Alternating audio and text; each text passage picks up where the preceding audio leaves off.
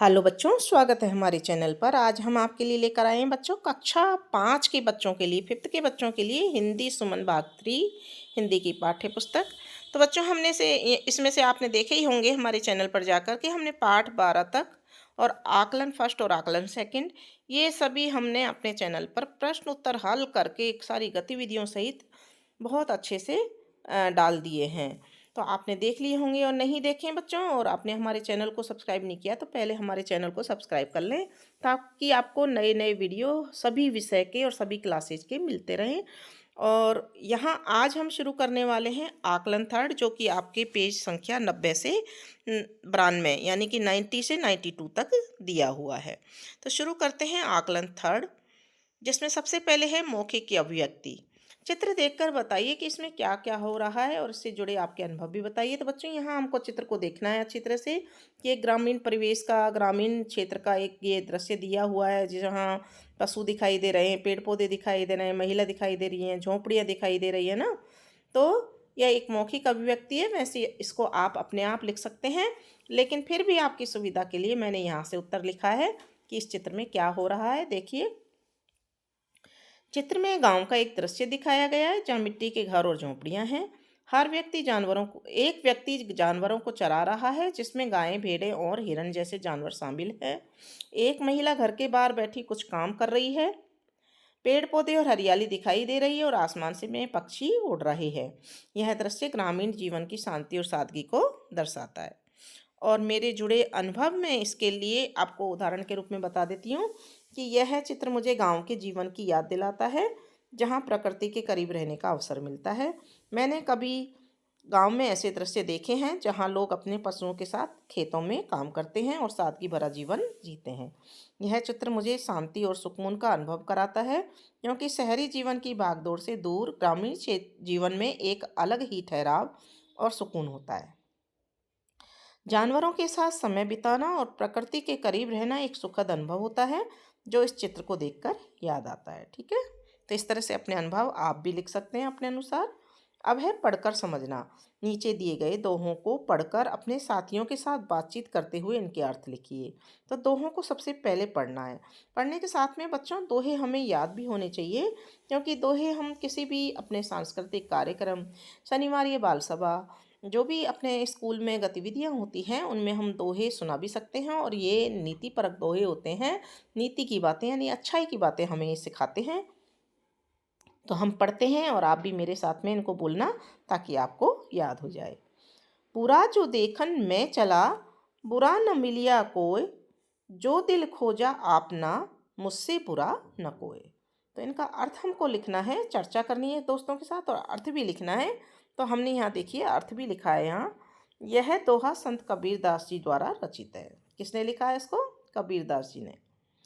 और अर्थ है, जब मैं दूसरों में बुराई खोजने निकला तो मुझे कोई बुरा व्यक्ति नहीं मिला, लेकिन जब मैंने अपने अंदर झांका और अपने दिल को टटोला तो मुझे एहसास हुआ कि मुझसे बुरा तो कोई इस दुनिया में है ही नहीं। ठीक है, तो कहने का मतलब ये है कि बच्चों अपने अंदर की बुराई को देखना चाहिए कि अपन कितने बुरे हैं और हमारे अंदर क्या अच्छाई है, हमने क्या अच्छा किया है जो हम दूसरों को बुरा कहते हैं। ठीक है ना। फिर दूसरा दोहा है, रहीमन धागा प्रेम का, मत तोड़ो चटकाए, टूटे से फिर ना जुड़े, जुड़े गांठ पड़ जाए। ठीक है, तो यह दोहा रहीमदास जी द्वारा रचित है, जिसका अर्थ है, रहीम जी कहते हैं कि प्रेम का बंधन एक धागे के समान नाजुक होता है। इसे कभी भी झटके से तोड़ना नहीं चाहिए, क्योंकि एक बार अगर यह धागा टूट जाए तो फिर से जुड़ता नहीं है, और यदि किसी तरह जुड़ भी जाए तो उसमें एक गांठ पड़ जाती है। ठीक है, अब आ जाती है भाषा की बात। नीचे दिए गए शब्द युग्मों का उपयोग करके एक वाक्य बनाएंगे।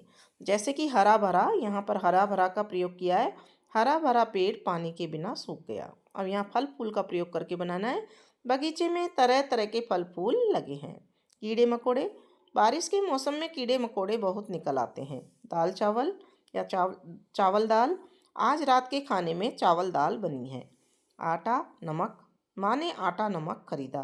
घी रोटी, दादाजी को घी रोटी बहुत पसंद है।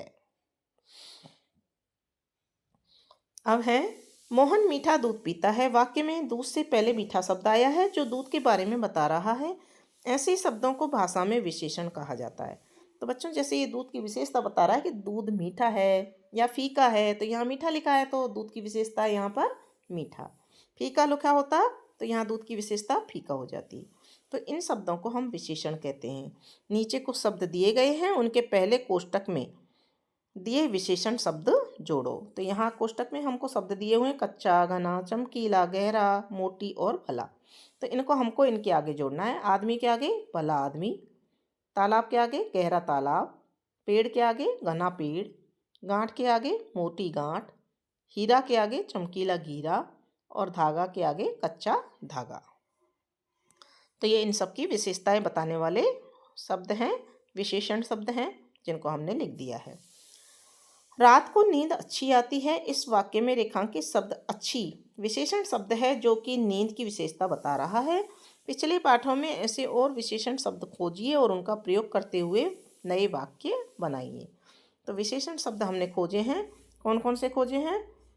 अच्छी तो पहले से लिखा हुआ है, रात को नींद अच्छी आती है। हमने लिखा है सुंदर, सुंदर फूल खिल रहे हैं। बड़ा, यह एक बड़ा घर है। मीठा, आम बहुत मीठा है। दयालु, वह एक दयालु व्यक्ति है। दो, मेरे पास दो किताबें हैं।